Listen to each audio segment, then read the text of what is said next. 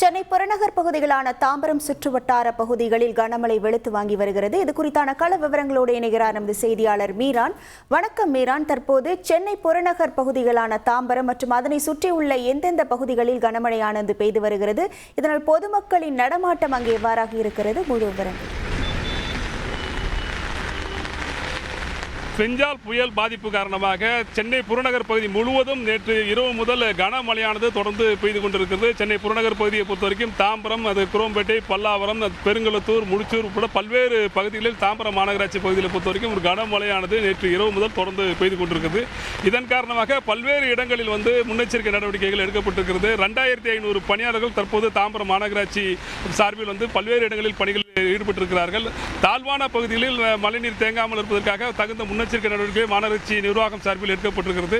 குறிப்பாக சுரங்க பாதங்களில் தண்ணீர் தேங்கக்கூடாது என்பதற்காக கூடுதலாக மோட்டார்களை பயன்படுத்தி அந்த நம்மளுடைய கலை திறனுக்கு விலை மதிப்பே இல்ல.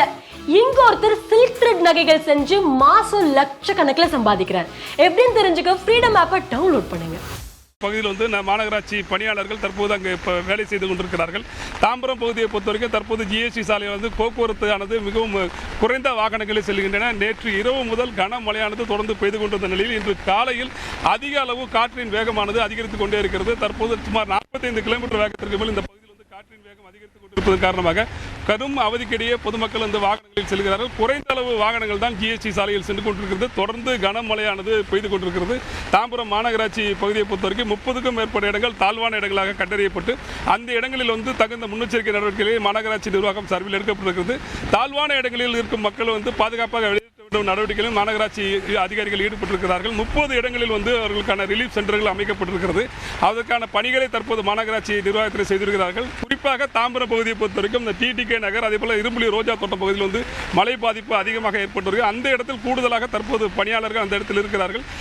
இன்னும் சற்று நேரத்தில் மழையின் வேகம் அதிகரிக்கும் என்று வானிலை ஆய்வு எச்சரிக்கை நிலையில் பல இடங்களில் தண்ணீர் தேங்குவதற்கான வாய்ப்புகள் இருப்பதன் காரணமாக அந்த மோட்டார்களுடன் தற்போது மாநகராட்சி பணியாளர்கள் தயார் நிலையில் இருக்கிறார்கள். இதே போல செங்கல்பட்டு மாவட்டத்தில் பல்வேறு இடங்களிலிருந்து தொடர்ந்து கனமழையானது பெய்து கொண்டிருக்கிறது. தொடர்ந்து பெய்து வரும் கனமழை காரணமாக தாழ்வான இடங்களில் மழைநீர் தேங்குவதற்கு வாய்ப்பு இருப்பதன் காரணமாக அந்த பகுதிகளை தீவிரமாக மாநகராட்சி அதிகாரிகள் கண்காணித்து வருகிறார்கள். சென்னை புறநகரை பொறுத்தவரைக்கும் அடையார் ஆற்றில் வெள்ள பாதிப்பு ஏற்படாமல் தடுப்பதற்காக நீர்வள ஆதாரத்துறையினர் அந்த அடையார் ஆற்றின் பகுதி கரைகளில் ஆய்வு செய்து வருகிறார்கள்.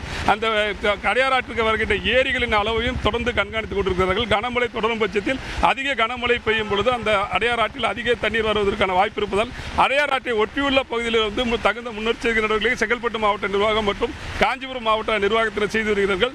தற்போது இந்த பகுதியை முழுவதுமாக தொடர்ந்து கனமழையானது பெய்து கொண்டிருக்கிறது. காற்றின் வேகமும் தொடர்ந்து அதிகரித்துக் கொண்டிருப்பதன் காரணமாக கடுமையான ஒரு மழை பெய்து கொண்டிருக்கிறது. தாம்பரம் பகுதியிலிருந்து கள விவரங்களை வழங்கியமைக்கு நன்றி மீரான்.